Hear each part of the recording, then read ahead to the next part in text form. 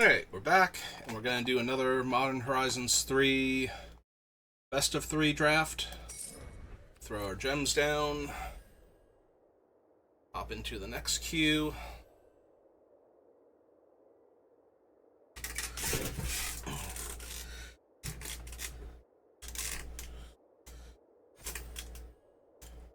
Got a pretty decent deck last time, so I'll have to see if we can match it this time. Somehow improve upon it.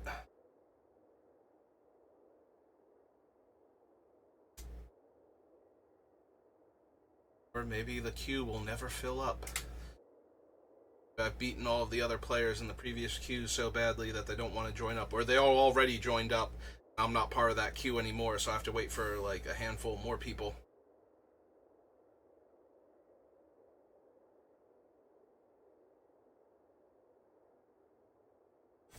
Hey, so how are you doing today, hypothetical people that are watching this?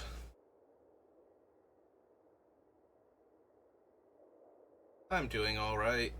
Very hot back here. I'm a little disappointed because once again, our F&M is not going to fire because they don't have any of the new product. Like, they don't have Modern Horizons 3, they don't have Thunder Junction even. So, I think there's a place up north from me I can look into. It might be where some of the people start play. If it is a place that hosts games, it might be where the people from the one place I used to play at all the time up there might have congregated at now that the place has stopped running events where we used to be. That was the one where I took a week off. I took basically 2 weeks off after the pre-release for Neon Dynasty to go on my first vacation in 20 years. And when I came back, nobody wanted to, like, they stopped running events because not enough people had shown up for events while I was gone, and they didn't fire for 2 weeks in a row after a new set came out. And the store owner was just like, yeah, if we can't fire after a new set comes out, why am I even trying? So I took my first vacation in 20 years and killed the Magic scene in that area. We're going to take Aether Revolt. I'm only sad that we're passing Scurry of Gremlins and Smelt Charge Bug, but we're taking Aether Revolt. This is one of the most powerful cards in this set, in Limited. It is definitely the best energy card for a dedicated energy deck. Nightmare might be the best energy card in a vacuum, like without any other energy support. You don't need any other energy support to turn Chthonian Nightmare into one of the best cards in the format. But if you have the energy cards, Aether Revolt is just insane. So we are going to take the Angel here. We will take just about any card that produces energy over almost any other card in the pack at this point. Which means we are definitely grabbing this Unstable Amulet, as it is a payoff and it's an energy source and a payoff for having energy at the same time. So, just gonna grab that. Nightshade Dryads in this pack, it's worth noting. Fanged Flames would be decent. I would take the Riddlegate Gargoyle, I think. I might take the Fanged Flames over the Gargoyle, but I'd be very tempted to take the Gargoyle here and just run 3 colors, just to make sure I have enough energy. Slays the Godsire is good, but when I have Aether Revolt, I kind of just want to make sure that I'm casting things with energy every turn after Aether Revolt resolves. So, sorry, Slays the Godsire. You're definitely worth considering, but I think I just want my goblins. No energy cards. Molten Gatekeeper's good. Thraben Charm is good. And Flare of Duplication is kind of whatever. So it's between these two, and I think I take my first Thraben Charm over my first Molten Sentry. Thraben Charm kills things like Aether Revolt, and if they're not careful, Chthonian Nightmare, if they ever pass priority, because you have to activate the Nightmare at sorcery speed. So if they don't play it and immediately use it, there is a chance to react to it before they can activate it. Actually, depending on the wording on Nightmare, you might get a chance to react to it being in play and giving you the energy, like the trigger that gives you the energy. I don't think that's a cast trigger on that thing, so you might actually be able to disenchant this nightmare where you couldn't recurring nightmare because there was no trigger. So as long as you played it on your turn, you know, the default for an enchantment, you didn't like flash it in or anything, you could activate it immediately, and returning it to your hand was part of the cost, so it was never vulnerable to enchantment removal because of that. Alright, we're going to take the Perfect Tri-Land for an energy deck, just in case we get some good blue energy cards down the line over a second Thraben Charm. If I had taken the 2-3, I would take the Thraben Charm here. Alright, we're definitely going to take Hexgold Slith. God, I would love to open the guy that looks like he's from Kaldheim but cares about energy, turns things into angels, and he's something of souls because he's got the Soul Sisters life gain trigger attached to him also. Alright, there is a Tune the Narrative, but there's also an Essence Reliquary, and this might be one of the few archetypes where this thing really shines. Being able to pick up a creature that makes energy and recast it in the same turn when I don't have anything else triggers Revolt, like the actual Revolt mechanic on Aether Revolt, and lets me play a new source of energy in order to get more energy, and therefore trigger the Aether Revolt now with the Revolt in place. I guess out of the two of these, I will take this one, but neither one of them is throwing me here. It's another white-red-blue land if we need it. Did get the Riddle Gargoyle, which is a good sign because we have two ways to fix for it already. So if we get some good blue energy cards, we can take them and be okay with that.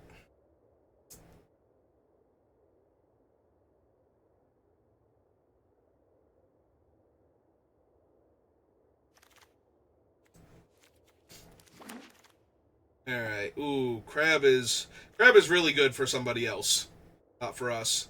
In fact, there's only one really good card in this pack for us, so we can't even rely on wheeling anything, really.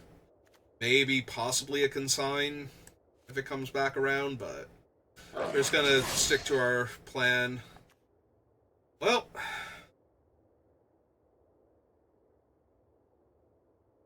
so she makes a 1/1 if we want her to. There are other 1/1s we can get, or we can fabricate with all of our other non-token creatures, and we can also proliferate or populate, depending, so we can get more energy and more 1/1 counters, or make more 1/1 tokens. So probably the energy, probably proliferate counters and on creatures and energy. So yeah, I think we take her over the Inspired Inventor and the Gargoyle. If we're going to... I could just take the Inspired Inventor and that would not be terrible, but with two Perilous landscapes, I think we give Kaith a chance. I tried to say chance and shot at the same time. I've been doing a lot of that lately, where two words try and get out of my mouth at the same time that are kind of the same, and I wind up stumbling on my words, so I don't know what that's all about. Take a Phyrexian Ironworks. I never used to get this tongue-tied, but... Oh no, that's the other one. I was really hoping that that was the other one that pairs with her, but that's Disa. So the only energy card is the Spike. Which is not great. I think we can just take the Unicorn here in order to bestow it and try and get some more counters on my guys. Out of these cards now, it's probably Expel the Unworthy. Cyclops, though, is very tempting, actually. We're already running a bit of blue for Kaith. I think we can spare a bit more for the Cyclops. Getting 3 energy at once is huge for the Aether Revolt, so... Hey, maybe we're just going to be 3-color energy now. Because I'm not taking Orm's Chant. I don't need a Mandibular Kite. And if we're taking a blue card, I'm probably taking Tune the Narrative over. What's its name? Ooh, Dog Umbra now. This one's not terrible as the other Soul Sister in the set that can blink our creatures and get energy, but I think Dog Umbra, just having a card that straight up kills Chris, like, while this is on him, he can't attack or block, is probably too good.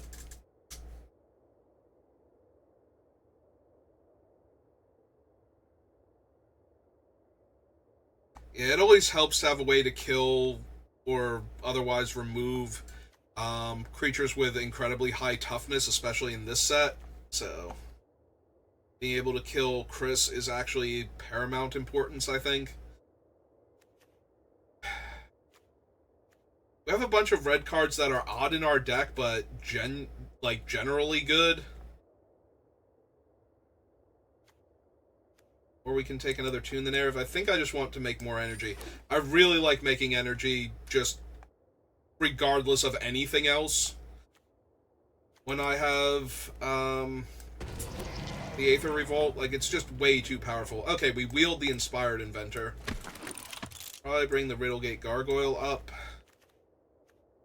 Don't know if I want any of these yet. This is one of the closest to I don't want to run this as far as modal double-face cards go.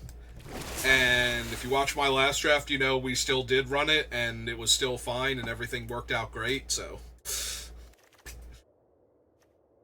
If even the worst modal double-face cards are that good...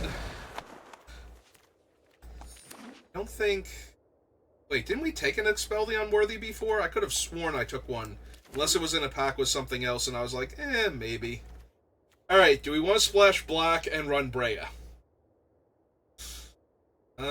Sacrifice 2 artifacts, deal 3 damage, -4/-4, or gain 5 life.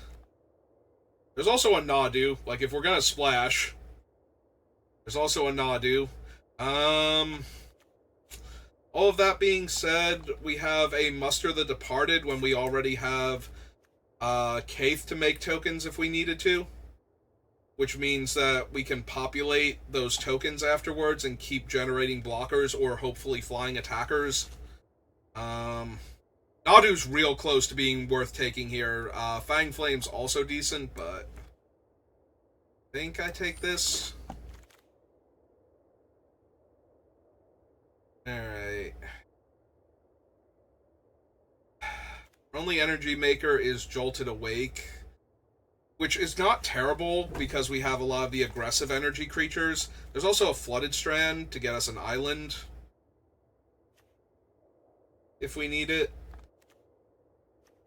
which I do like slightly better for our curve purposes than the Perilous Landscapes.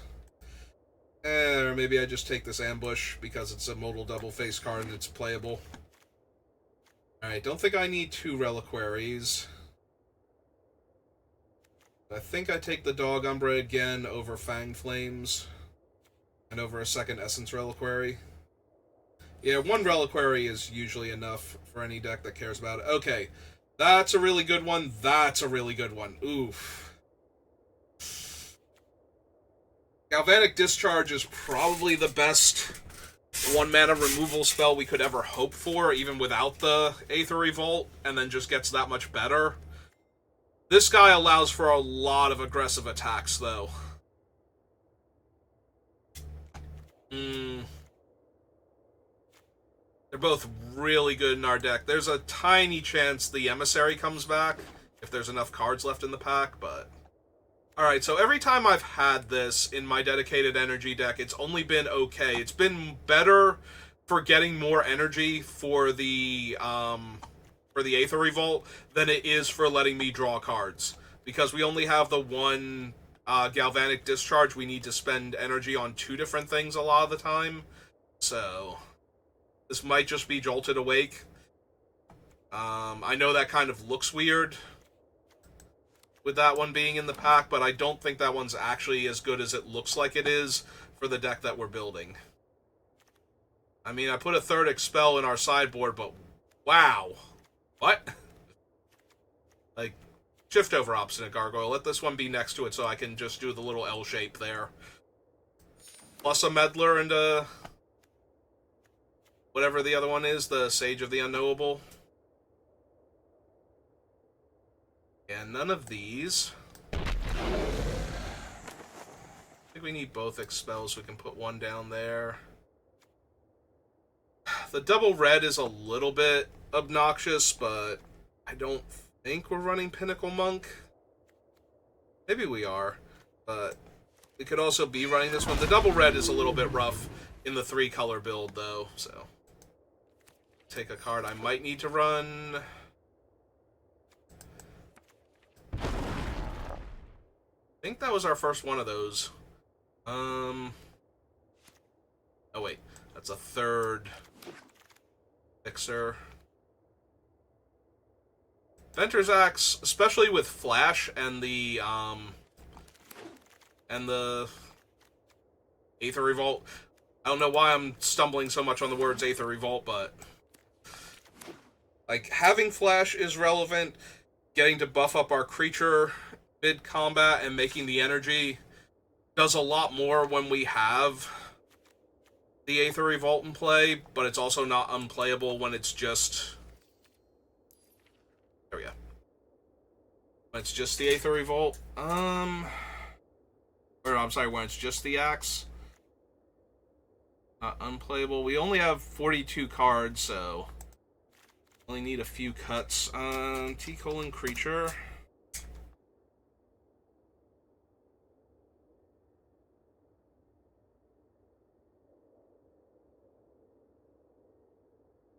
So we can actually go down the 1 land because of the Razor Grass.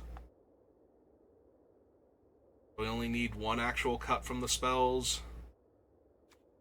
I could see it being the Muster, but there have been times where the Muster... I've lost to this card because I could not find a reach creature or a flyer fast enough. A little inclined to keep that. It could be the Unicorn. Unicorn's one of the very few... It's the only permanent I have that can't make energy at all. I guess technically her, but she gives me the ability to proliferate, which is making energy, if I have some to begin with. So... Like, it's not unplayable in this deck, but I think it's the weirdest card. 1, 2, 3, 4, 5, 6, 7, 8, 9, 10, 11, 12, 13, 14. That's the one problem. There's 14 non-creatures here. Out of them, this one can get a creature. I'm not counting this one because we're counting it as a land. So we have 14 other non-creatures. These 2 make creatures, so we can kind of count them, so that's 12. That's still not a lot of creatures here. We're going to be leaning really hard on finding our Aether Revolt. Also, I think I want 1 extra mountain because of that. It's very important that we cast the Aether Revolt in this deck.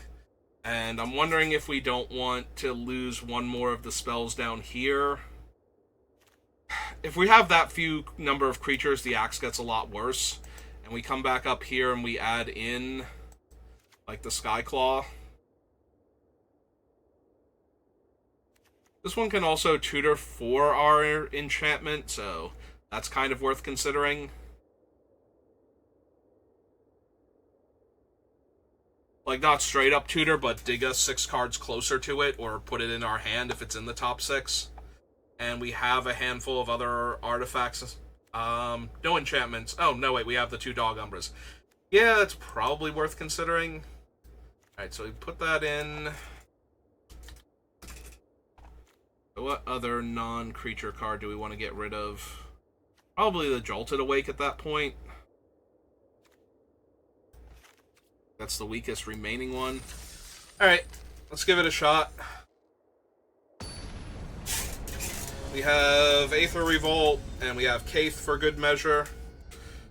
We have an opponent that decided they like the cosmetics in the frog thing. Psychic Frog stash.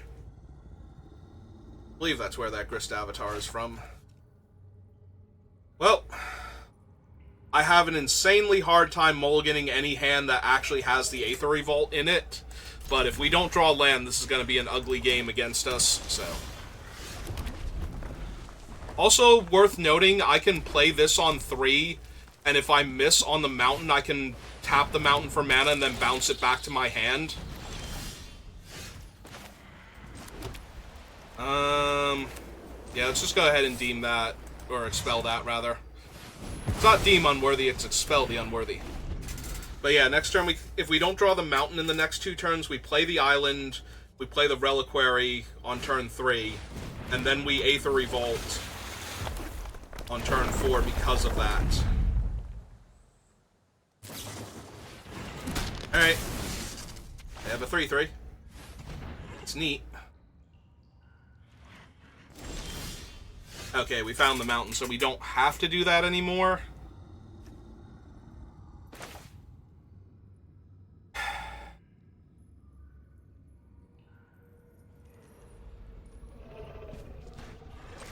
But what are we doing? We're going to run out the Ironworks instead? No, I think we run this out. But yeah, next turn we just play the mountain, play the Aether Revolt, and then look to untap into Cyclops. And then we get to bounce the Cyclops and keep recasting him. Yeah, they've got a grip full of cards, but if none of their cards can actually stop Aether Revolt from killing them... I mean, he's kind of annoying. He can, in fact... No other plays? I mean, I have to go for it. If they have the counterspell, I'm just going to be excruciatingly sad. I am excruciatingly sad. Alright. That sucked. That sucked a lot.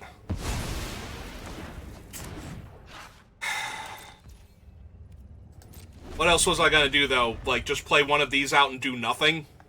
Like, actually do nothing here?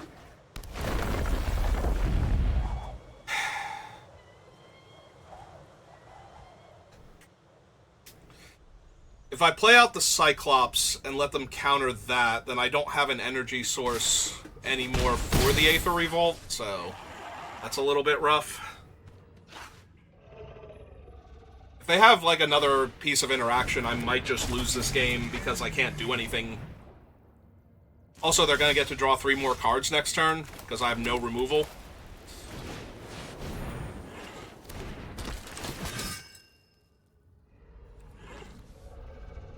Eh, take the dog, Umbra.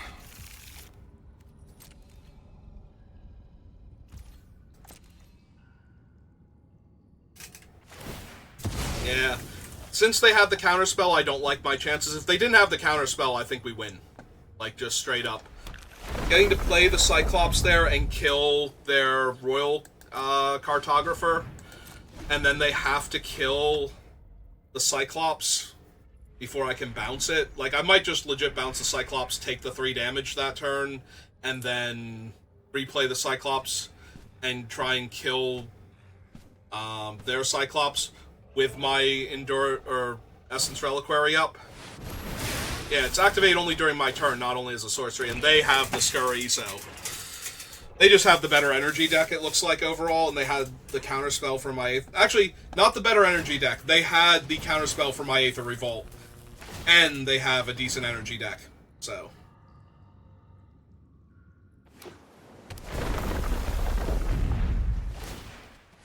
Sure. So, literally no matter what I block, it's dying here, and I'm taking 10, 14, 18, yep. Okay, I got it. Yeah, it's just unfortunate they had the counterspell. Like, they got to draw 3 extra cards because they were on the play. So, if they had been on the draw, maybe we stood a chance. Let's bring in another Expel, since they have enough targets for it, and... take out... probably one of the Tunes, honestly. Tune is good when we have the Revolt, but when we don't, it's just a kind of a shrug. Like, we cycle it for 1 mana and get 2 energy. I would like to be on the play, thank you. Well, we have Aether Revolt again, and I'm going for it again.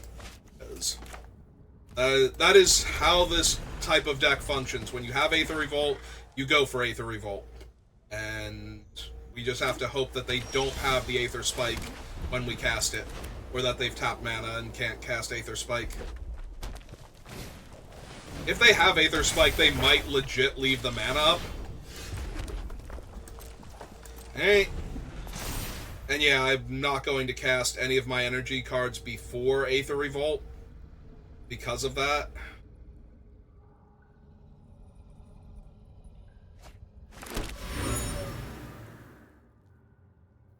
Oh, they discarded 2 land. Will they pass the turn here? Or just cast like a 1-drop? They are passing the turn. They are like, no, I think you've got it. So I'm just gonna pass. Okay. And we will also pass. They can draw their 1 card. We'll run out a 3/4 next turn. If they don't tap out. If they do tap out, we slam Aether Revolt. The problem is that as long as they have the mana, they will always have the energy. Like, I'm never going to be able to get mana ahead of their energy to play Aether Revolt here, so I need them to either tap out of their blue, and they're not going to, so this is 1,000,000% they have the spike in their hand, so we have to bait it out.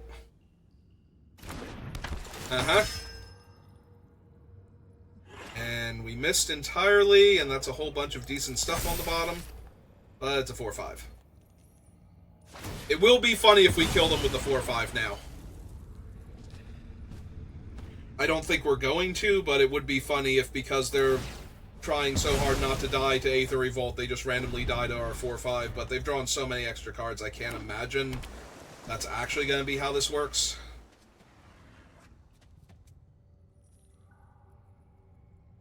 Yeah, they have a full grip of 7. Now they have 3 extra energy, so if I cast Aether Revolt, they can pay up to 5 here. So instead, let's expel their creature. Yep.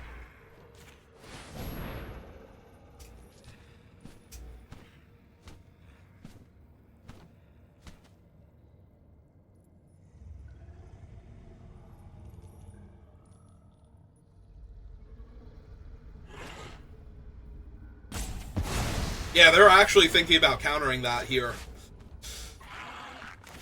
Alright, play out my land. Attack for 4.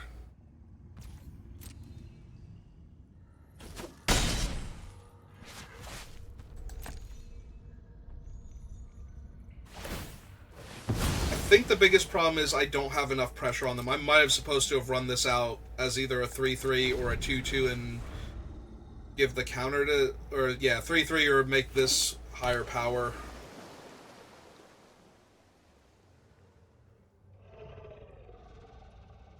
I need to be 5 mana ahead of their energy right now. Yeah, that's never going to be possible. We either need them to spend all their energy on something, or we need, in order to just be able to play this while still holding up enough mana to pay for the Aether Spike, which is never going to happen. Yep.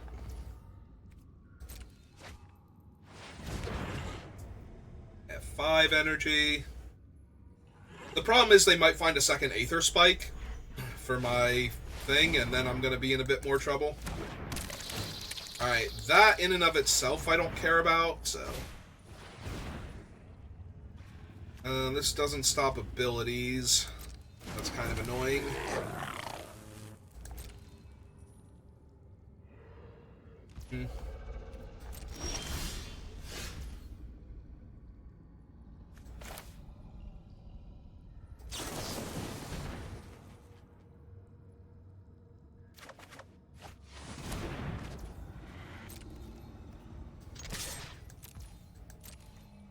Back for 4 first. Play our land. And yeah, let's go ahead and cast this, because we're still holding up the... Oh wow, that just snap resolved. They might have been quick on the trigger when they saw it wasn't Aether Revolt. When they saw it had power and toughness, they're just like, nope, don't care.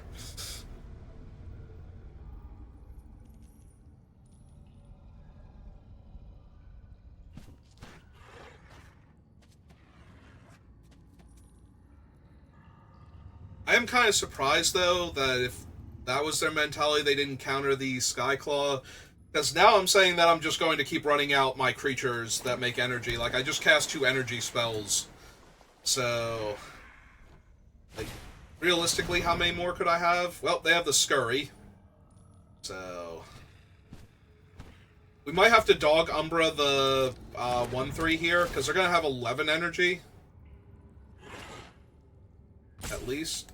Or, yeah, Dog Umbra the Charge Bug, so that way it can attack, but we want to see how much energy they spend first before going to combat.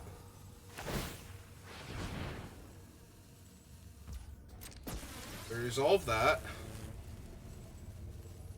See if they play like another energy source here. Alright, so they want to wait. So I want to lock down their most aggressive creature here.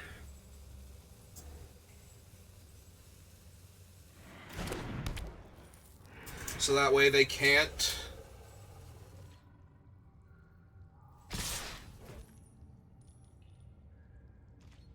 So they can pay one more time and make me take 9 damage. They also might have another thing in their hand to kill my 4/5 here, but I think that's okay.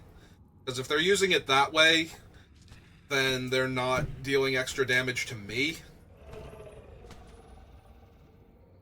Also, if it's not the axe specifically, then they're not holding up Aether Spike anymore, and I get to slam Aether Revolt and then cast Inspired Inventor. Okay, yeah, this is fine. Because I'm still trading with their guy and their Ghostfire Slice here. So... So they're gonna kill my flyer also? Yep, this is fine.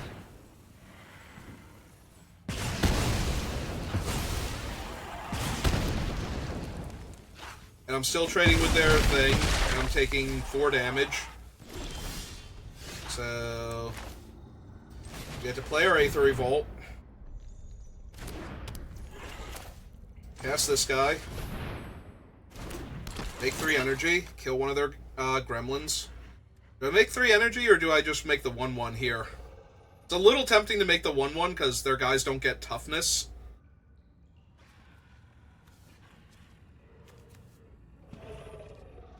But it's essentially the same thing, and then I have energy. It's not essentially the same thing. There's a few other things I could do if I had an extra creature, but there's also things I might be able to do with extra energy, so...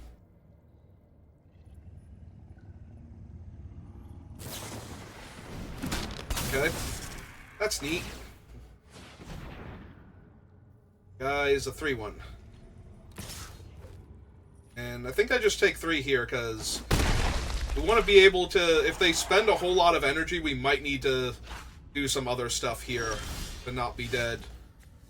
Well, drawing a land is literally the worst possible, so... alright, just pass it back. But yeah, if they have another large creature now, we have the Umbra to lock it down. Ooh, that thing's actually a huge problem. Where's my copy of that?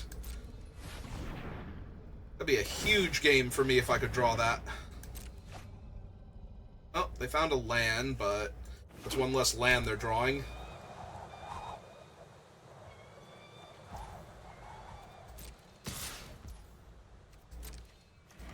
Right, now we'll block. They do anything else. Okay. That's fine. That helps a little bit. Because they can give haste, so being able to kill a low toughness, high power creature that they dumped a bunch of energy into in order to give haste to it. Way better than drawing a land at this point. I should probably be running out the land. They have 9 energy now, but they might have less later on because they keep using it for things. Like, see, now they cast that, they get energy, but they pay the energy. Hopefully they pay the energy to attack with it and... well, that's just rude. Yeah, we got it.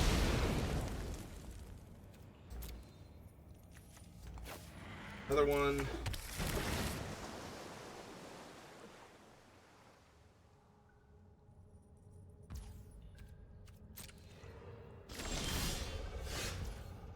Okay. That's pretty good.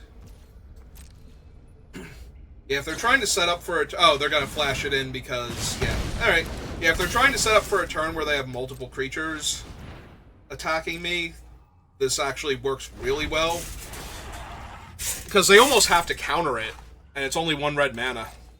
And I said I should have played the mountain, and I still didn't. That's on me. Let's see if they pay 2 energy to equip. Oh, they're going to draw 2 cards and pay 2 energy there. I'm assuming. Yep.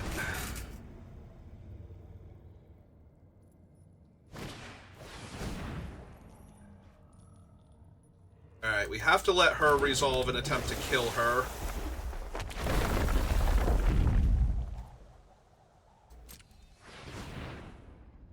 The upside, though, is that they try to give her haste. We get to kill her in response.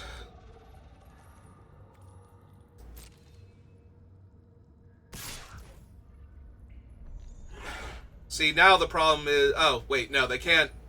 So we have to try and go for this now. See if they counter this first. Alright, they didn't. So we kill her with that, because if they spend the energy to give her haste, they don't have the energy to draw the cards anymore. So we got our 2 for 1 that way. Now we have 2 spells in hand that stop little creatures from attacking us. They have 2 cards in their hand and the amulet, so they're still drawing an extra card. Oh, hey, they found their Aether Spike. Alright, we'll play out the mountain now. Because now they have Aether Spike, so we have to pay 7 to resolve a spell, which we can on either of our 2-drop removals.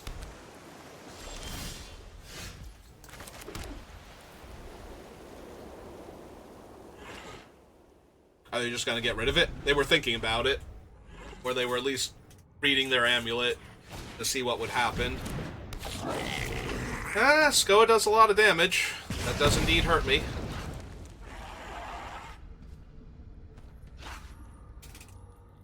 Again, we will be able to pay for Aether Spike, though, especially if they spend the energy to give him haste.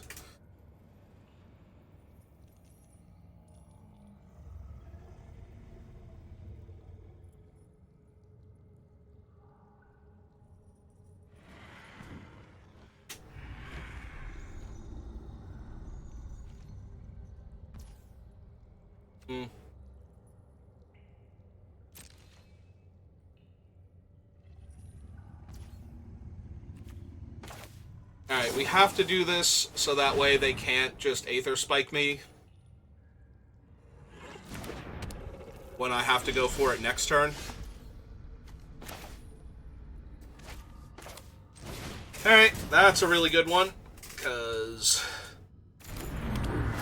now we get to shoot them for 2 and spend our energy getting spells. Or land, but, you know, getting land out of our deck is pretty good.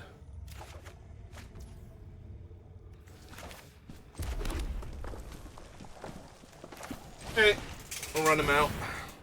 Deal them the damage. Some energy, deal them some more damage.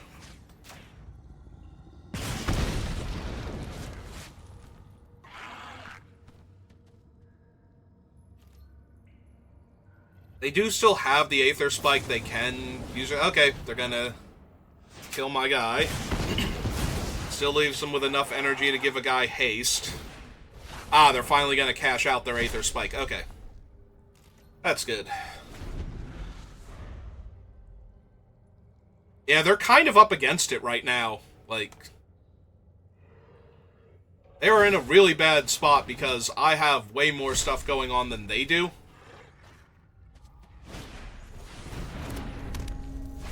Alright. That is a tiny bit unfortunate.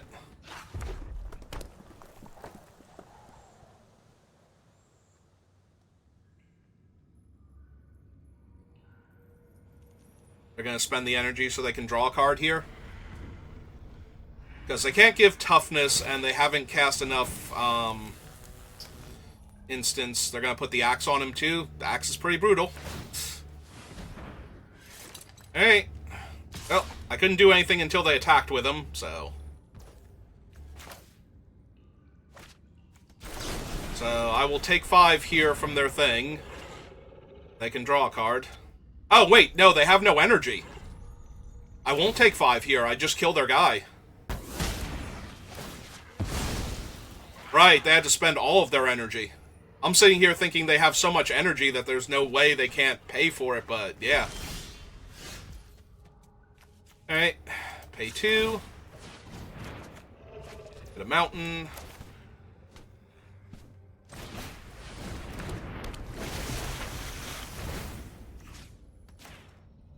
Stairs. Play our land. They must have spent enough energy to draw a card then, right? Okay. Alright. You did it. Good job. I think. Maybe not. Maybe I just block. Oh, never mind. That. No, I'm still going to 1. Alright. Alright, let's see what we hit first.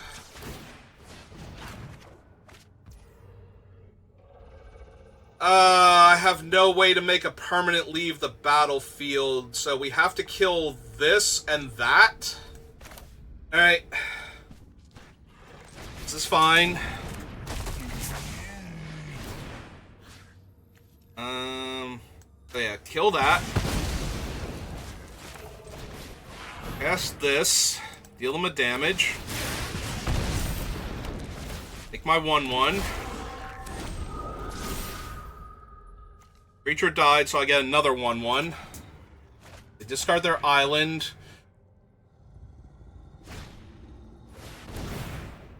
Right, that deals me a damage. Because they cast it from exile. I'm thinking, okay, but they can't attack with it and still have energy, but they get to deal me the damage because they cast a spell from exile with the thing.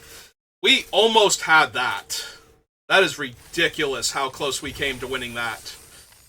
I feel like that is always the case when I draft Aether Revolt, is every time I lose, it is by the narrowest of margins. We were so close to winning that game. It took 2 Scurry of Gremlins to kill us there. And drawing like 8 extra cards. That's what it took to beat this deck. Like, that is absurd, but unfortunately it's what they had, so... Yeah, every time I draft Aether Revolt and I lose, it always feels like the game was, like, well within reach. If we just drew 1 more spell instead of a land, we might have gotten there. Alright. Well, can't be helped. On to the next one. Like, if that had have been... Oh, no, we only had the 1 island. Never mind. I was going to say, if that had have been the artifact that lets me bounce, we might have actually gotten there, but we needed a 2nd island for that to be true, because we could have bounced the Cyclops and domed them for 3 plus 5 is 8. Yeah, I think that killed them there. Opponent goes first. We're going to fetch an island if we don't draw one.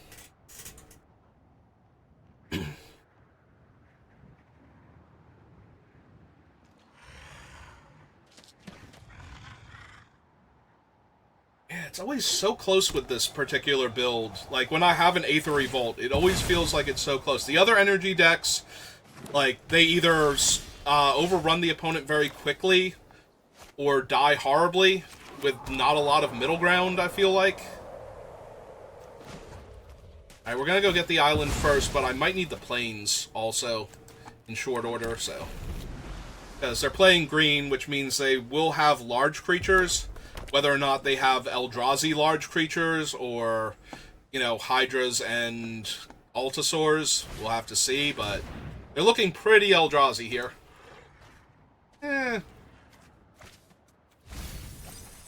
They have a lot of the Eldrazi trappings, but so far nothing too crazy. But yeah, I think I'm getting my planes here first. Yeah, definitely getting my planes now. And we can tune the narrative on their end step, depending on what they do. You gonna sack your token? Okay. That's what's giving you priority right now.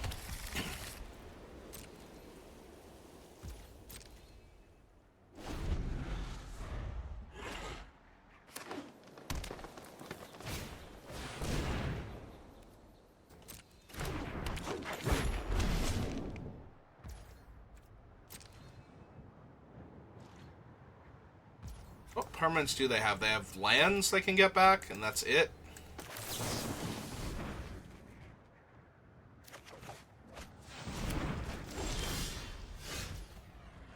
Well, if I had creatures in play, Thraben Charm would be neat. Unfortunately, that is not the case. So I guess we play out our Cyclops, since that threatens to kill their witness. Either by trading with it in combat, plus the energy to kill it afterwards, or just by existing, and therefore, if they tap out of green, something bad happens to the Cyclops, we get to kill the witness.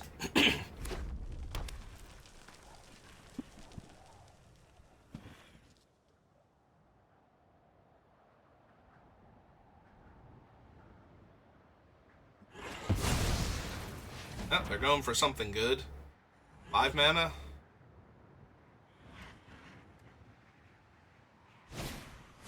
Ah, Void Pouncer with haste. Oh,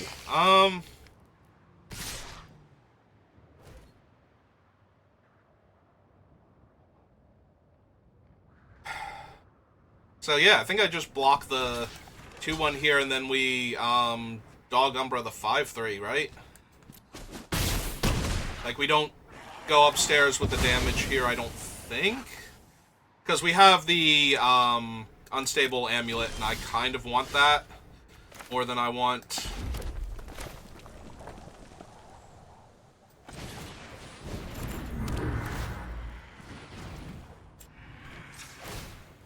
to deal them 2 damage here.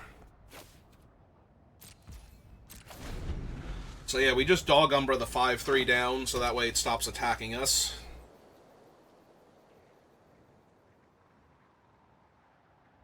Like, Indestructible Trick doesn't save it, so...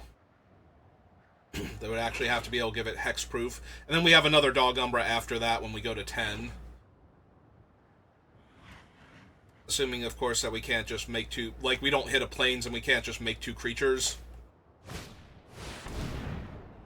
Oh, that's even better. Because now that takes care of both of their things, essentially, for the time being. And we did find another plains, too. So that's neat. Alright, so white. 1, 2. Play this, get more energy.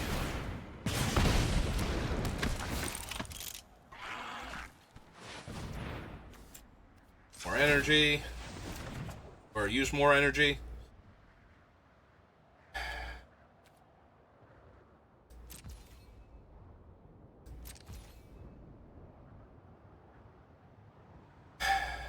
Do I cast my thing or hold up the Thraben Charm? I think I hold up the Thraben Charm just in case they kill their own 8/6. And then they have a... Well, they have their own amulet, so... As we've proven, that can be a problem at times. At the very least, it's going to let them dig through their deck a little bit. I believe we can play this as a land if I want to. Like if I decide not to hold it up.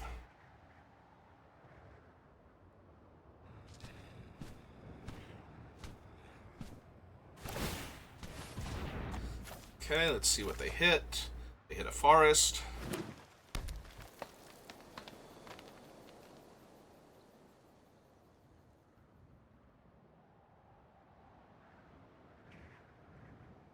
But yeah, if they destroy my Dog Umbra here and try and attack me, I hope they don't have the Escalate card or whatever it's called, whatever the mechanic is called, and destroy my amulet too, otherwise I'm going to be sad.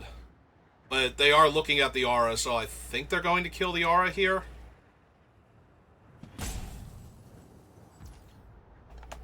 No? Okay. My turn. Play this as a land, have it enter tapped, because I don't need to pay the 3 life.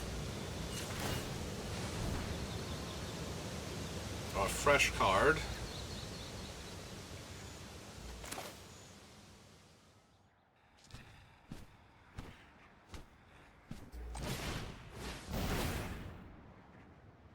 Deal them another point of damage.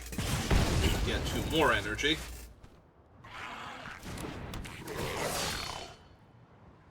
Okay, I'm gonna decline. Oh, I'm gonna decline to pay here. Just attack them for 2. See what they do.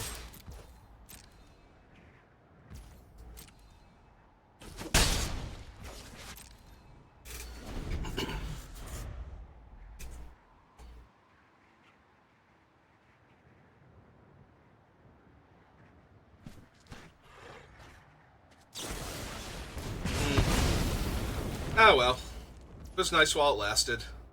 And it lasted a while, so. Can't super complain. I can complain a little bit, though.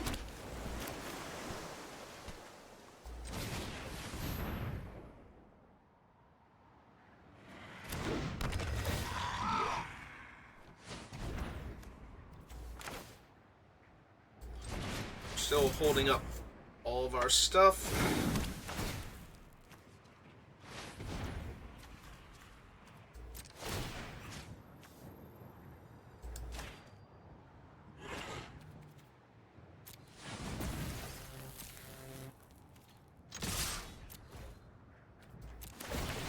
So we don't want to pay for first strike. We'll decline there. We will... Yeah. Let's gain back 3 life here. Just to be on the safe side. Just in case they manage to free up their 8/6 and then protect it.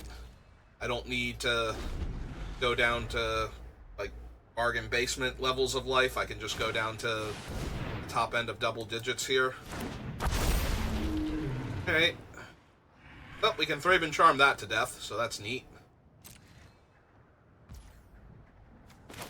And we're gonna...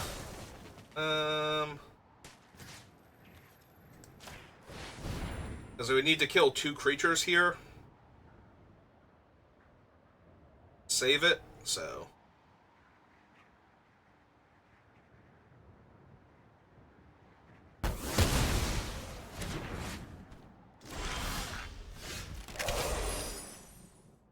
Alright, and they're off it. Wait, you didn't see my angel. Don't you want to see my angel also, opponent? Alright. But yeah, I think I want to bring in the other Expel, because it kills the Hydra when it's in creature mode, because it's always mana value 3 or less, no matter how many counters they have on it. Once it's in play, it's a 1-drop. So we can bring that in. And yeah, lose one of the tunes again. It's fine. It doesn't kill the Hydra while it's enchanting something, but it can kill the thing it's enchanting and knock it off. So... And once we can kick it, it will kill anything, regardless of the casting cost. This is a 1-lander. We cannot keep this. This is not even a good 1-lander, like... Not in danger of doing anything super cool here. This, on the other hand, we put the Inventor back. Because they have enough big creatures that the Dog Umbra is going to be super relevant. And I kind of want to keep drawing cards to make sure I find the land for my Aether Revolt. So, we put him back for right now.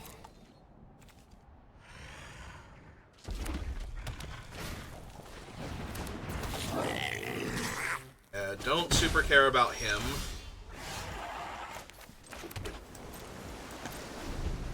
Yeah, without drawing the second mountain here, I don't think there's any way I don't tune the narrative this turn. Let them attack first. Now we draw a card.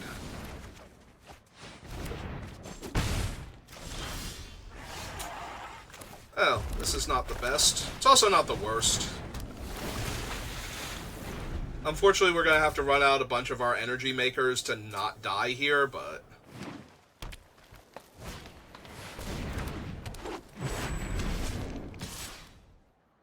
Oh. Well, if I'm holding off their 3-1 with my 2-1, then I'm doing great here.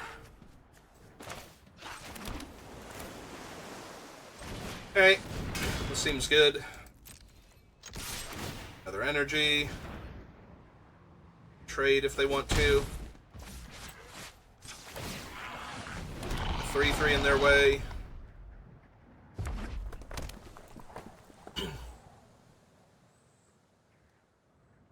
Downside is I won't be able to attack into Witness with the 3-3. Okay, they're just going to kill it. That's fine.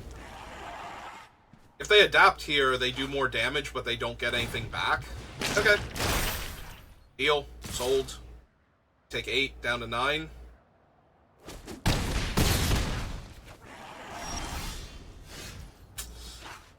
I'm missing a color and more land. Yeah. Alright.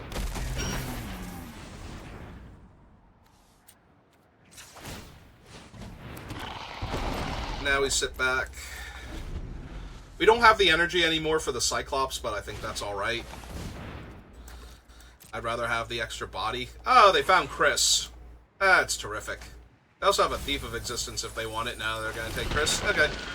Yeah, we have Dog Umbra for Chris if we can find our mana. So... I think now I might be looting, though. End of turn, probably discarding the 5-drop.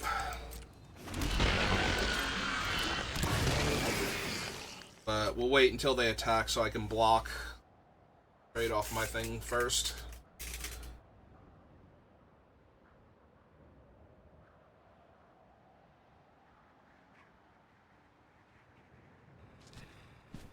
If they come in with the 3-1, I will block with the 2-1 and loot. Yep, go ahead. I will also trade my 3-3 for the Witness here.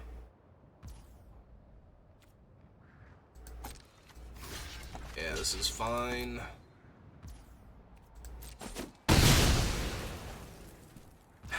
Alright, now we loot away 4-5 most likely. And, of course, it's a tapped white source, because we wouldn't want this to be easy. Alright, well, it's the white source we have, so point complaining too much.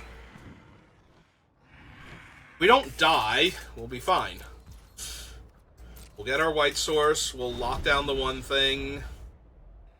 We can block the others, or they can trade by using their Simulacrum to kill my stuff. Either way is fine.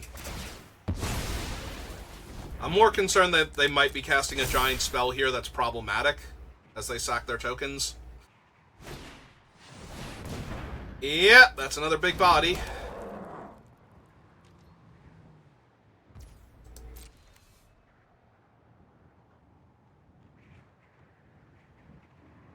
I was going to say, if anything but Chris attacks, I'm definitely blocking with the Cyclops here. Alright, so first things first. Let's get our planes. Am I blocking with the Cyclops? Do I have to block with the Cyclops? Is this 6 damage?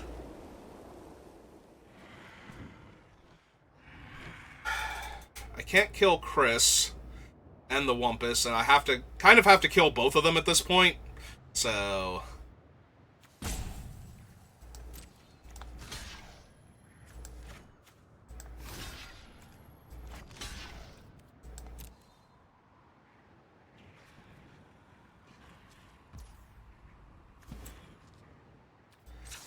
yeah, let's loot. There's a world where I'm discarding Aether Revolt here. I don't want to live in that world, but there is a world. So, white, red, Blue and 1. No, I'm 1 mana short. Damn. I was gonna say, if I could play Kaith and Raven Charm or Dog Umbra in the same turn if I hit the plains. Alright, so I think I have to discard the mountain then. I need a plains, basically, is what it is. And that's still not letting me cast another spell this turn, so...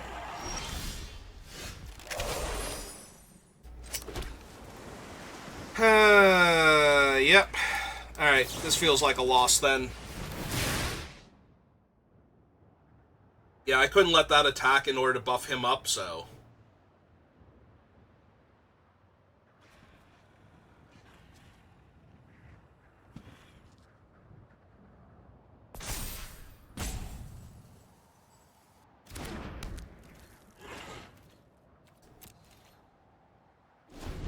So right now they can deal 4 to me with what they have on board if they sack the Goblin and kill my 2/2. Kaith has Fabricate. Oh. So now they get to deal 3, 4, 5 if they want to. Kaith still has Fabricate, though, so it's still not the end of it. It's close, but it's not the end.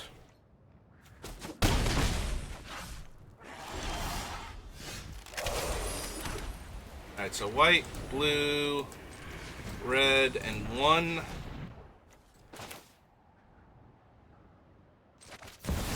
Alright, play Kaith.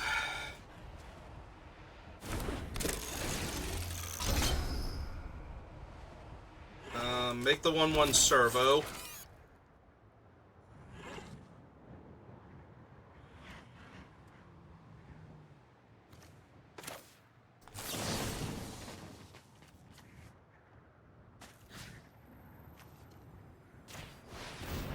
Kill that. They can sack it and the token, I guess. Ah, that was bad. They could have sacked the token there to kill Kaith. Then I have to trump block with the 1/1. But now if they don't have a removal spell for Kaith... Ah, or they can just give that thing haste, I guess. That works too. And that's exactly 2 trample damage. Damn. Almost. Almost stabilized. Again, every time I have this deck, it's this close. You can't see how close my fingers are, but trust me, they are basically touching. We are this close to being able to win the game through what our opponents are doing. So, alright, let's run it back one more time. We have the cards to beat them. If we were not stuck on plains for forever, if we did not have to take one of those big hits, I think we would have been okay. Oh, hey, there's all my plains.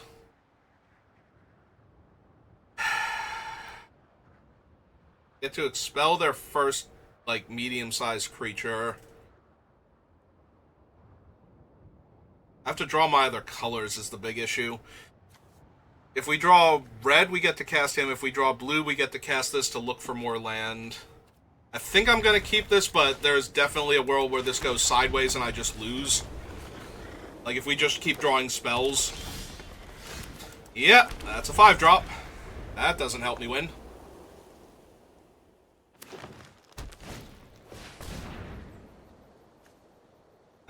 So I can get Skoa, Simulacrum, or one of the lands. They've chosen Simulacrum, so...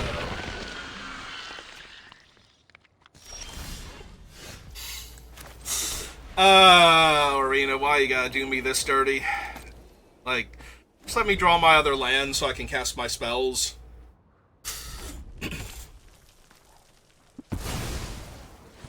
Casting... Oh, it's Chris. With mana value 3 or less. Okay, so we're just gonna have to Dog Umbra Chris here.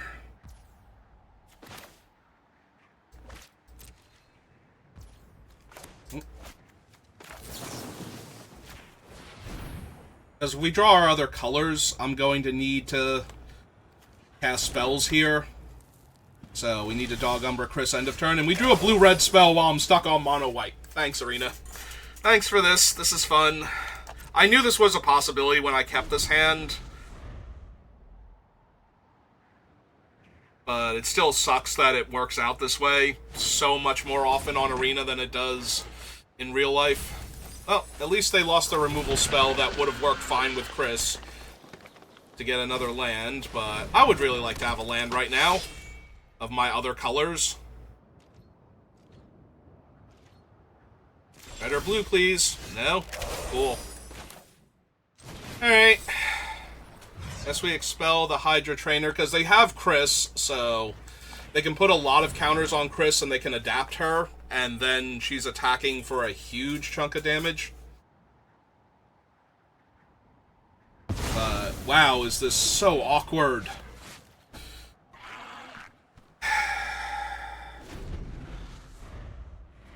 Can I please draw my other lands now?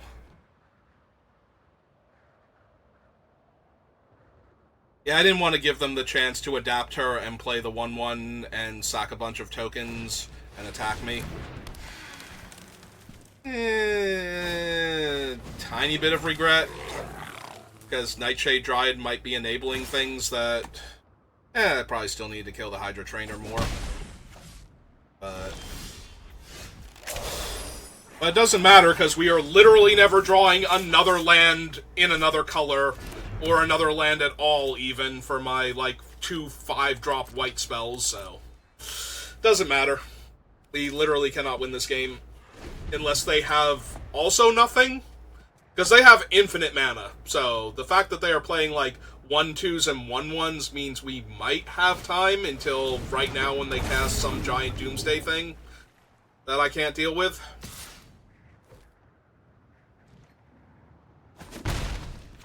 Island, please, and then tune the narrative into... No, another red spell.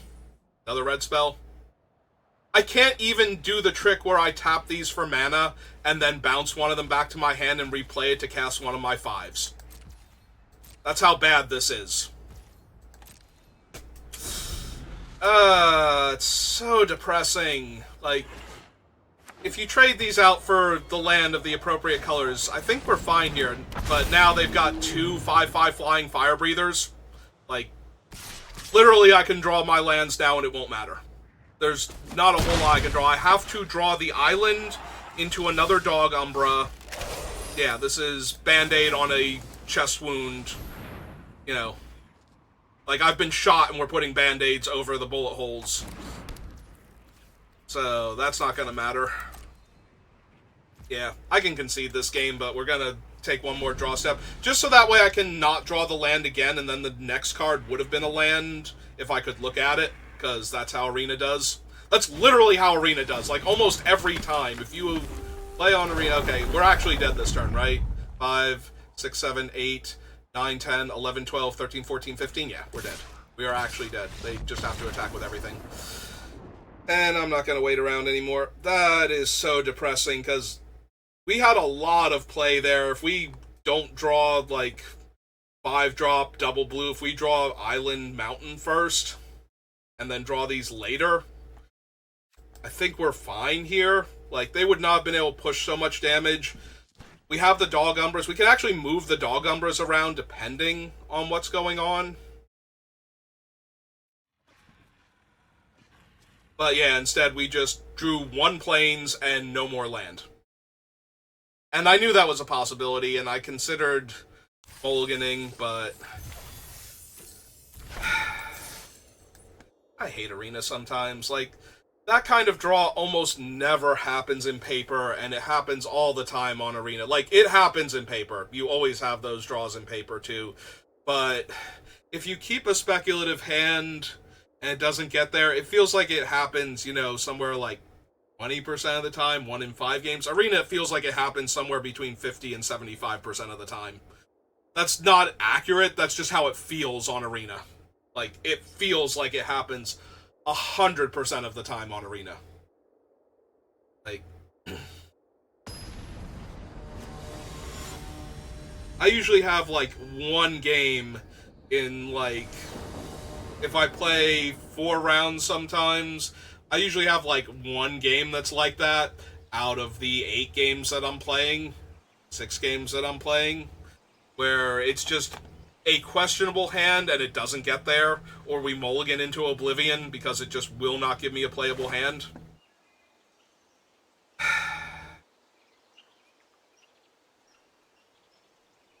Opponent goes first. Alright, let's see if we draw planes.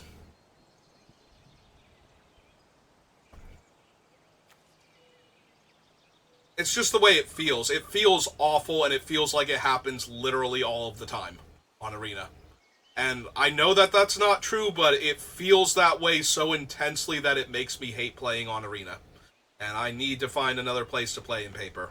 Now, granted, I make content on the internet, so I'm going to need to keep playing on Arena regardless, but really would like to have other options.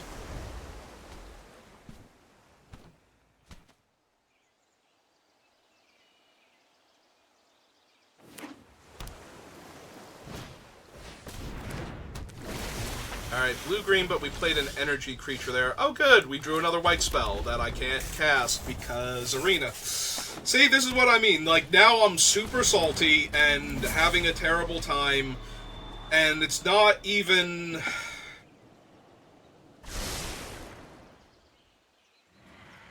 Like, it's not the most unrealistic thing, but it feels like it happens literally 100% of the time. And now I'm going to cast a spell that does nothing, because I kept this hand, and I've drawn a third white spell with no white mana and can't do anything, and it's just going to feel awful. And I'm going to complain about it.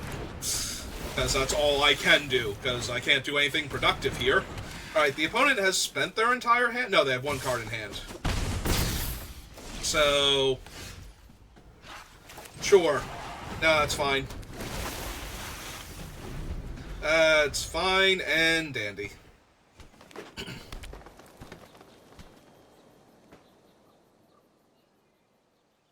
They have to attack me, right?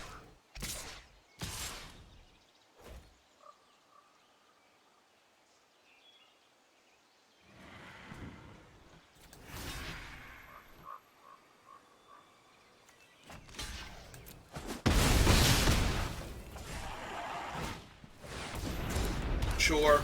Yep, nope, this is fine. And we still didn't draw our land, and they have 6, 7, 8, 9, 10 points of damage. Cool. We had another non-game, thanks, Arena. One planes, or drawing my red and blue spells wouldn't have hurt. You know, I literally drew nothing but white spells for the entire rest of the game after I kept that hand. Like, literally my entire hand, except for, no, I'm sorry, we didn't literally draw. We drew Tempest Harvester.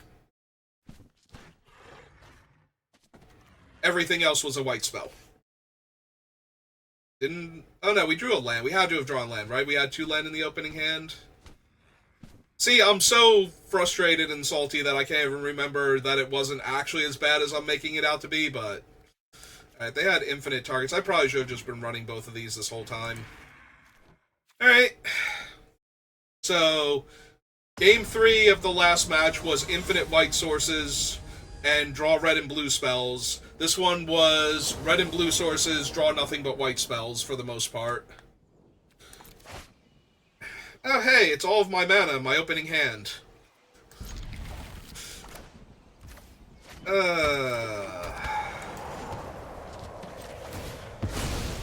This is for the 1 and 2, by the way. I think this is for the 1 and 2. Like, we are fighting this hard to not 0 and 3. This is so terrible. I hate Arena sometimes. Like, specifically this sequence makes me hate Arena. That this happens in my head so much more often than it happens in paper. It's just like, I don't want to play Magic on Arena, I just don't have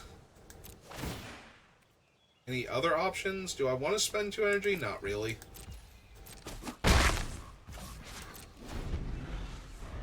I kind of just want to hit Aether Revolt and win the game right now.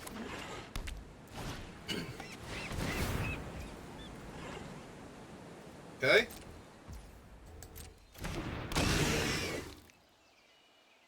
They did not pay for him. So he won't draw me a card when he dies. Alright, let's see if we can find Aether Revolt, or at least another land.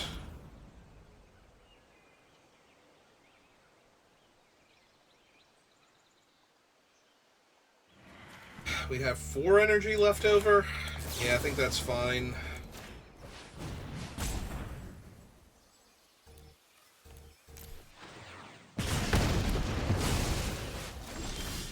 Keep him down.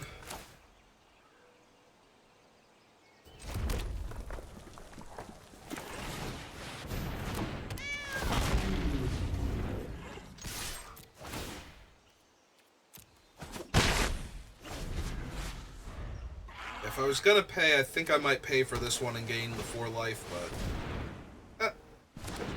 Yep, so 3/3 flyer. That's fine. Is there other energy up? They discard last time an island. Now forest.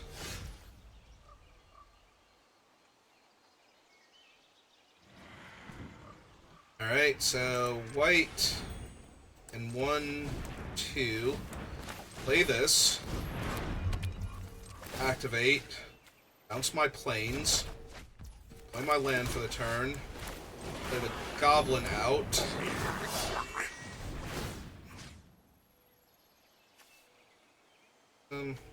Yeah, target that. Take action. Swing 6. Bother with the... Don't bother with him, because they can just block with the 3/3, so we decline. Do I want to gain life? I don't really care about the life gain.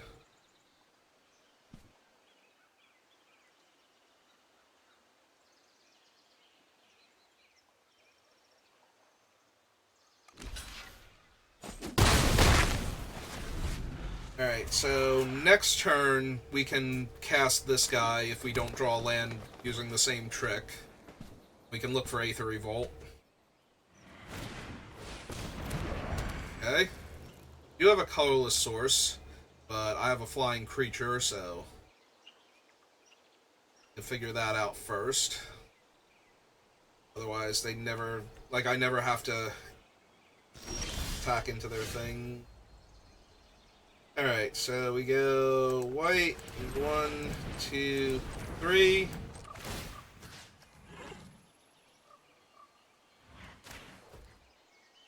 This up. Play it.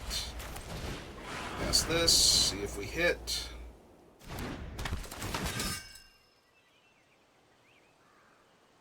Ooh, Amulet and Dog Umbra. I think we take the Amulet. We have another Dog Umbra we can potentially hit. Giving this thing haste doesn't matter because they can make the token. We target that.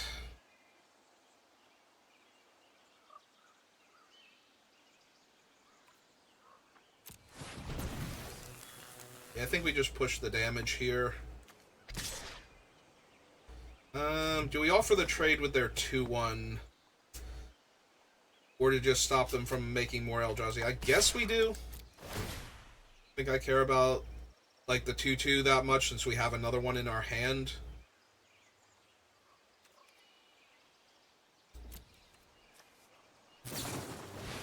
Oh, they have an Electro Zone. Okay. So they can trade with our Gargoyle now. But now they're not going to want to trade with the 2/2 on the ground. Yep. Alright. I was thinking there was no point to giving this thing haste, but missed out on like 4 points of damage there. Alright, they're looting main phase. That's good for us. Red Mask, less so.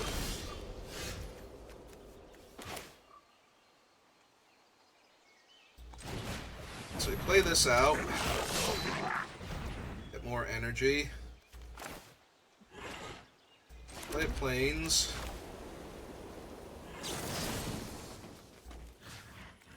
Kill that.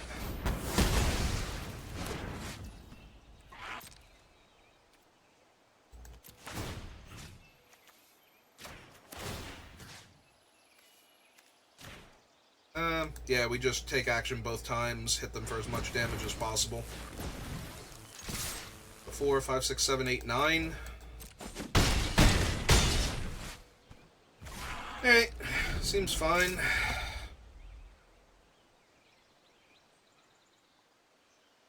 So they have this thing, and they can make a chump blocker here, so they only need one more creature to get in my way.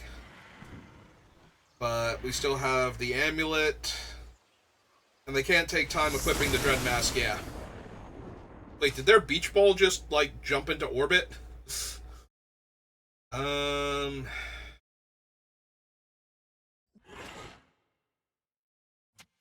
Yeah, okay, run it back.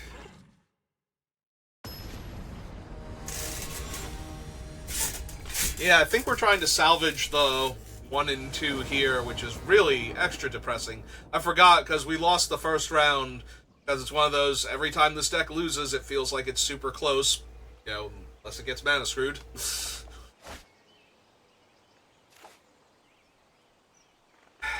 So I'm supposed to mulligan this based on all of my previous games, right? There's no way I ever draw a mountain here, even though I have more mountains than any other thing in my deck, plus 2 fetch lands that can get mountains. There's literally no way this hand works.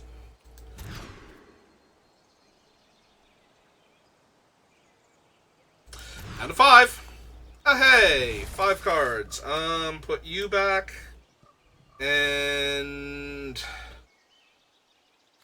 I think it's this one, honestly. No, because that one can get... No, we have to put the island back. Sorry, I don't know what I was thinking. We do have to keep this one. Everybody's screaming at me. Watches this. It's like, wait, what are you doing? It's like, yeah, no, I just realized that is my white source. Alright. Sure, this is fine. It's fine because we have the amulet, honestly, and now we have Aether Revolt, so there's every chance we're going to get there, but you need to actually, you know, draw the cards and get there. So I think I amulet first. Well, now I want to Galvanic Discharge that thing to death. Because you always bolt the bird.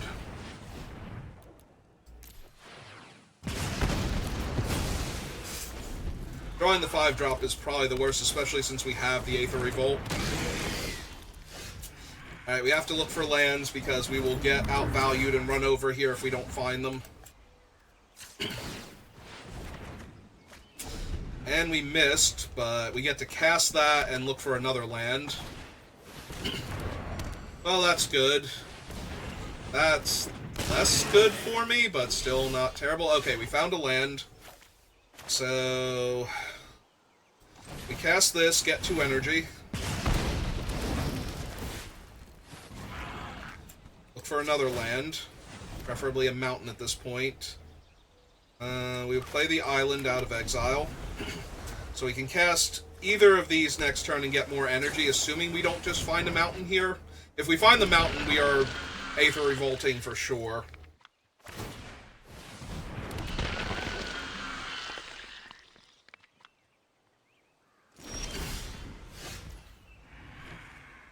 Oh, that's not a mountain, so that kind of sucks.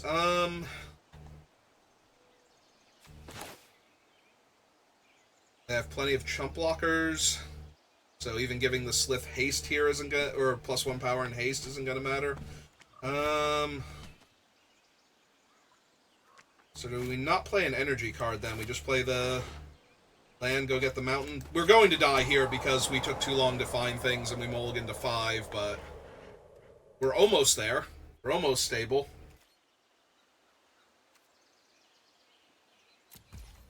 Let's just go get the mountain here. I don't have time to be cute about this. Let's just go get the mountain.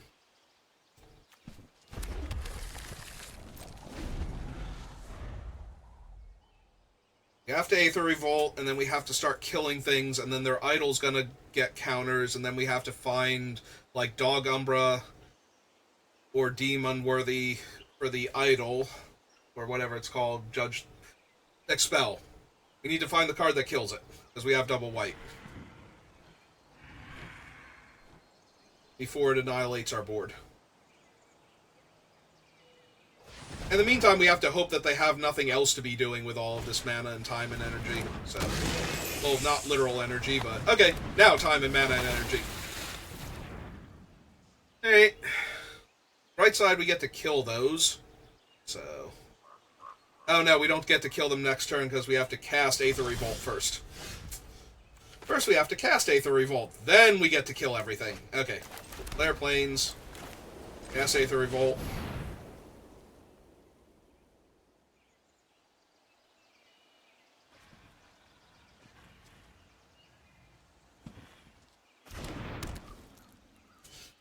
Yeah, it's going to be way too little too late. They have 10 trillion mana, the ability to make an 8/8 or larger Annihilator 2 in very short order right now. And... because they can use the colorless mana to draw their second card in order to make the token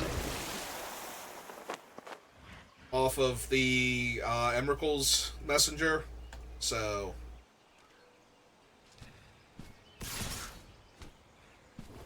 oh. Deal.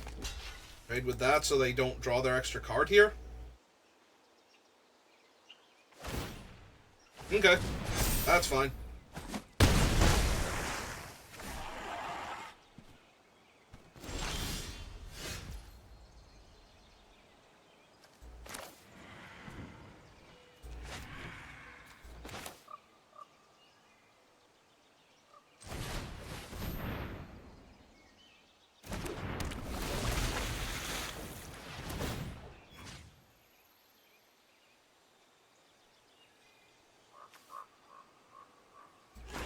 Alright, let's kill this.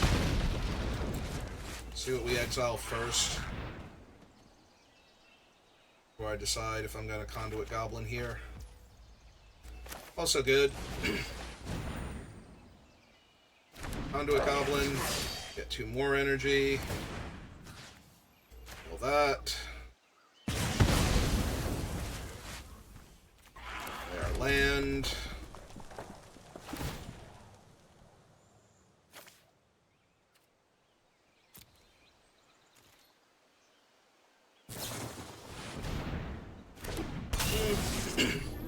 I mean, it's a little annoying, but even with landfall, they're not going to have 6 energy, and if they spend the energy for the 3/1, then that's further away from happening.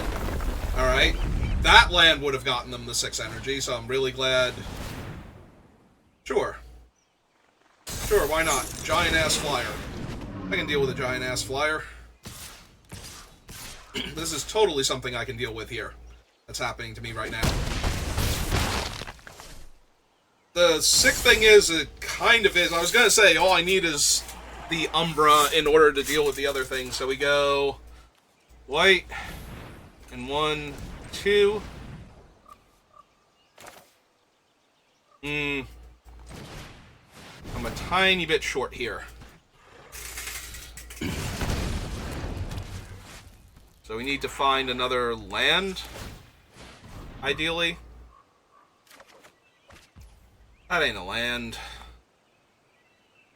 So I take 3, 4, 5, 6, 7, 8 most likely next turn.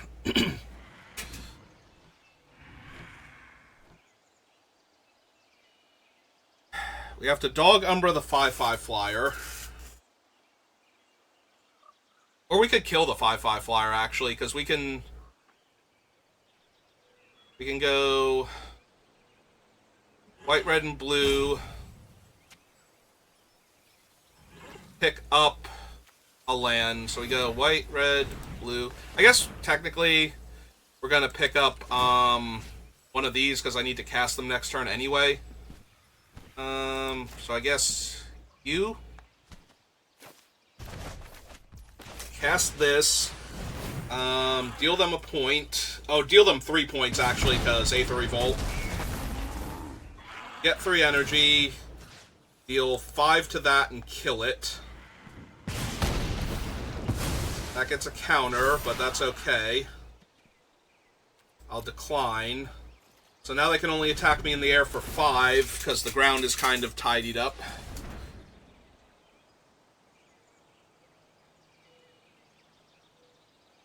We still have the Dog Umbra for a different giant creature. Alright, they can draw 3 cards now. If they want.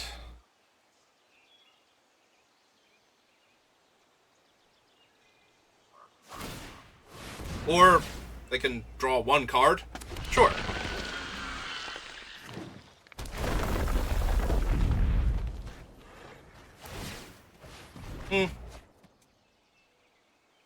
And hit a land and get to draw 3 more cards. Yeah, okay.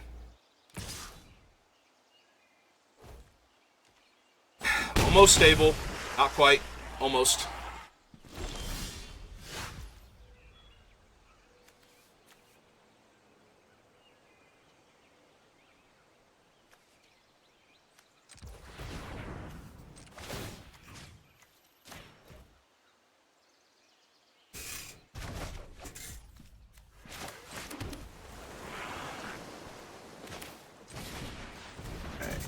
Lay this out. Some energy. We don't need to kill the Electrozoa anymore. They're out of energy, so we just need to kill... We need to kill the flyers, though, is the issue. When do they have to pay for this? At the beginning of your pre-combat main phase, so they can't... I guess they could landfall on their draw step to do that. I still think we kill this one, though. Some a counter there. Because we can still kill it. Guess we can't once we've done this. Alright, so let's see what we hit first, then. It's a land, we can't play it, but... We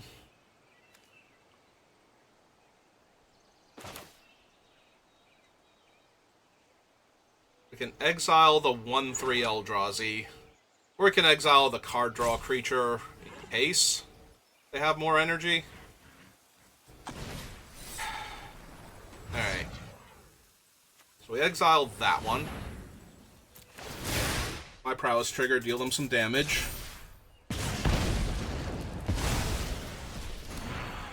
Now we have Thraben Charm and Dog Umbra.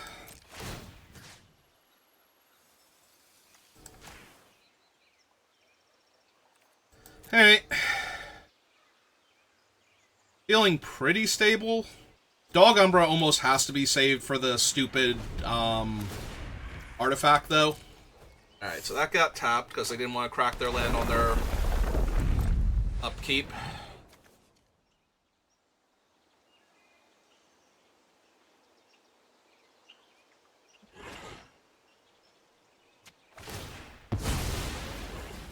Okay.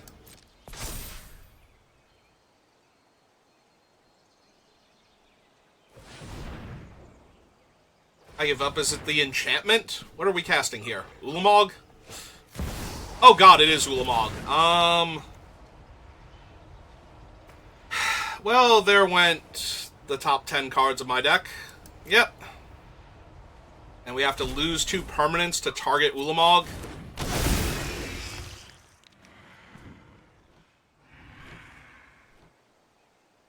Sure, this is fine.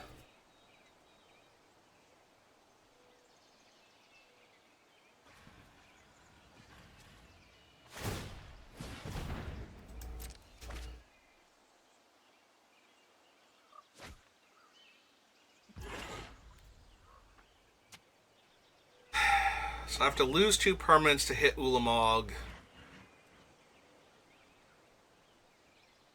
So I think I wait till my turn. Then see if I can get some better permanents to lose here. Alright, so white 1.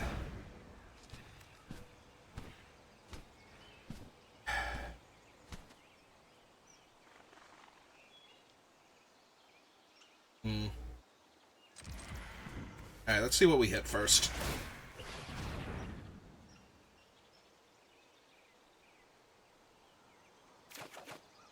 Hit a plains. Alright. Good to know. Alright, so white and 1.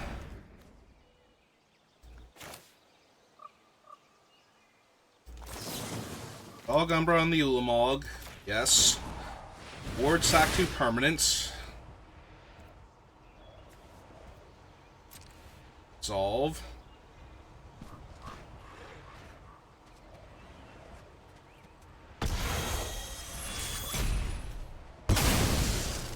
2 lands.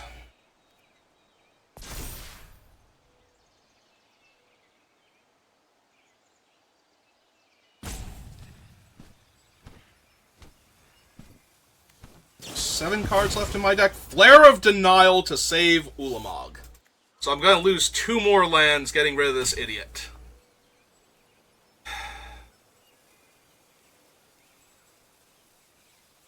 Yep, okay.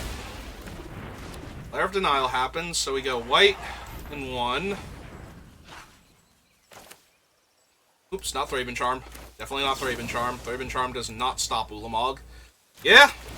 Nope, we're going for it. Resolve that. 1, 2.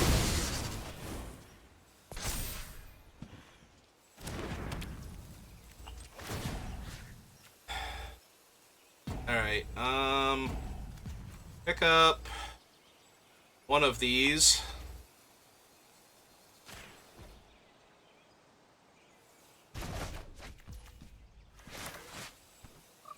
And put it back down. Pump up my guy again.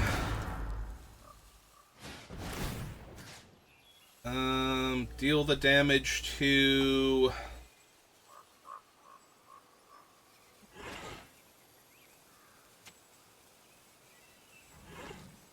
them? No, we have to kill their things that can attack. To that one then.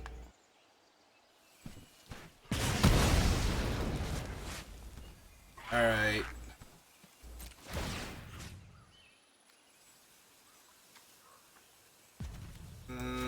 Doesn't super matter.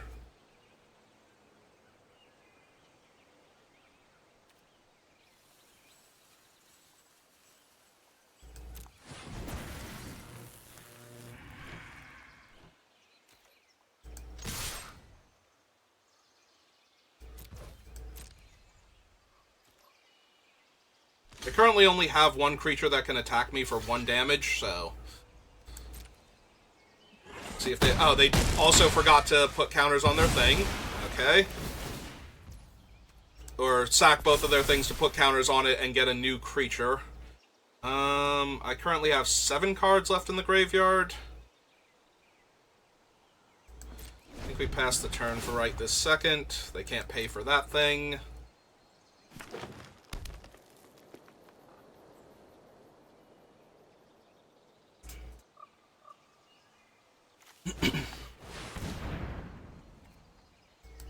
Let's see what mode they go for. Is it an 0-12? It's a 2-5.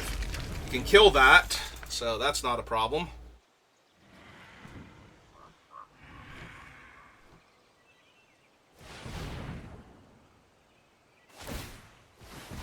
That thing might become a problem, though.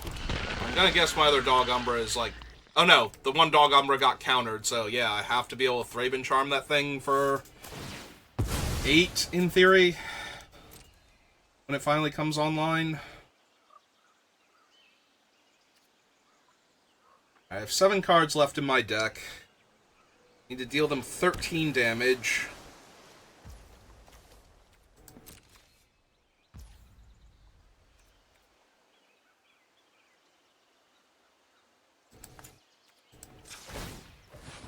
Alright, let's see what we get. Oh, Angel's not great here.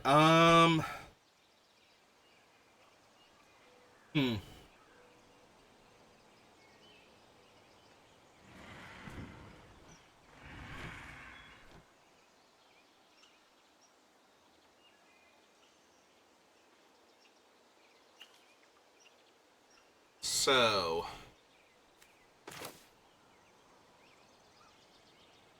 cast this. Pick up a land and put it back down. That'll trigger Revolt.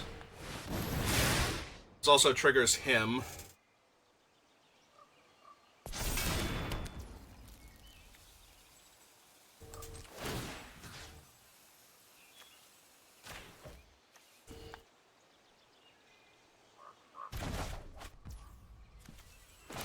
Replay the land. Go to combat.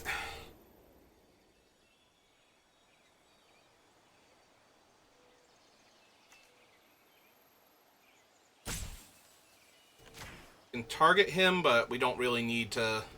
We decline there.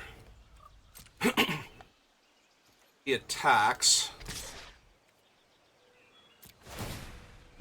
I get an energy. Triggers Aether Revolt. We hit them for 3. Down to 10. They can block with their token, but they can't currently make a new one, so that's not really helping them much. Go up to 6 counters. Pass the turn back. I think we have them, but it's going to be really close.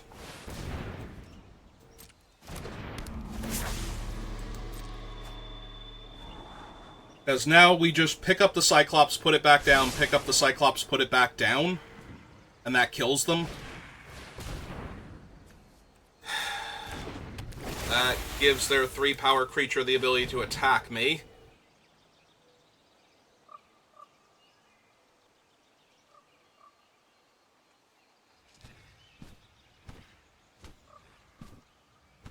Alright, so what I have to do is attack with the Cyclops and bounce it then. So that way I get an energy and I can ping the 3/1 flyer here.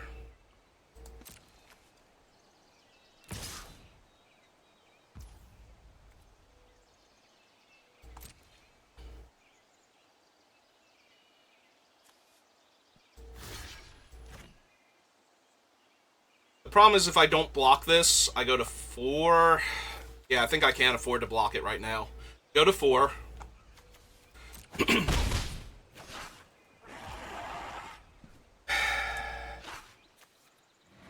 Go to my turn. I draw.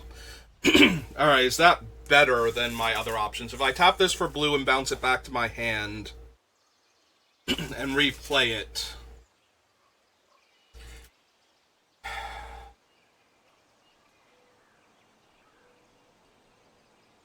Is that better than my other options here?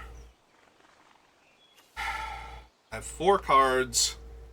Because the other option is to attack with the Cyclops, get an energy, use the energy to ping the Electrozoa, bounce the Cyclops back to my hand, replay it, dome them for 5.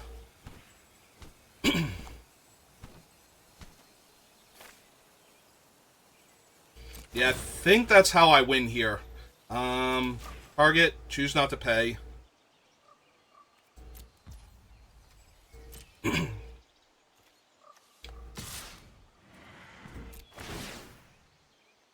Get an energy. I use the energy to kill the Electrozoa, the Electrozoa.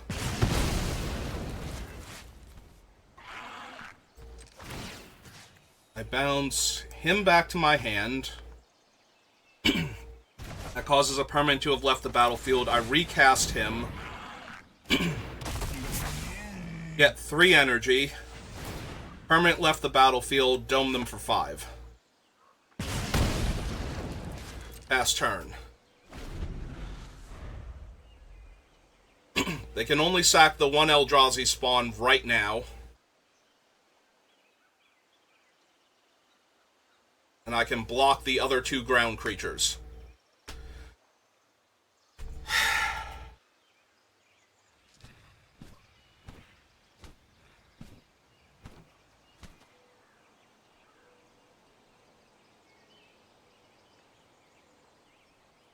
Like, they can make another spawn to sacrifice to it, but they don't have... Then they have tapped it. Yep. That's 7. Activate it. But now it's tapped.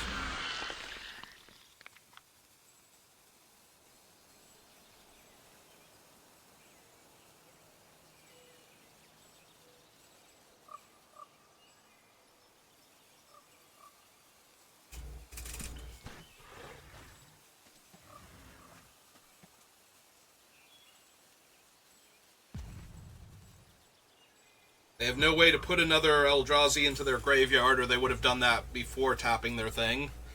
They have to have a removal spell here, or a way to interact with my stupid enchantment. Okay, so they're going to draw a card. That thing's technically online, but tapped. If they have a way to untap it, then I die. Because of the Annihilator. I think. Close enough. It's Annihilator 2. I'm going to lose too many permanents that I need to have in play in order to do a thing. Alright.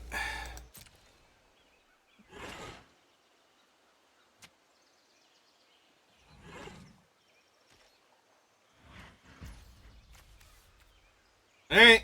My turn. I draw.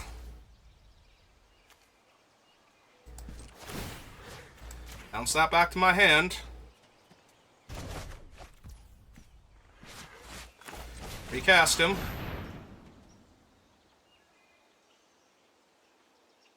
And loot in response.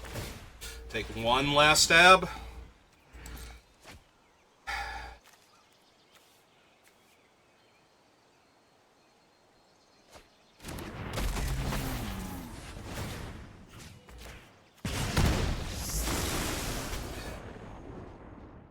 And we salvaged a 1 and 2.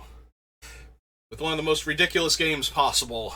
We beat an Ulamog after they protected it the first time. Hey. Yep, that was for a 1 and 2. Alright, I think I'm burnt out from Magic for a little bit. At least that was a good game to finish on, if nothing else. Alright, sorry I was so salty in the middle there. That was just really frustrating. Like, really, really frustrating. Like, how do you keep drawing the actual worst card every turn? Like, not just a bad card in the situation, the actual worst. Like, an actual unplayable card almost every single turn, 2 games in a row. Like, that's just so unrealistic and annoying. Anyway, we won, so enough complaining. We won that last game anyway. We didn't win the other game, so I can complain about that, but we won that last game to negate the second one where we just, drew mono white cards with our red-blue hand, so. Alright, that's going to do it for me for right now, so thank you for watching, and I will see you next time. Have a good rest of your day.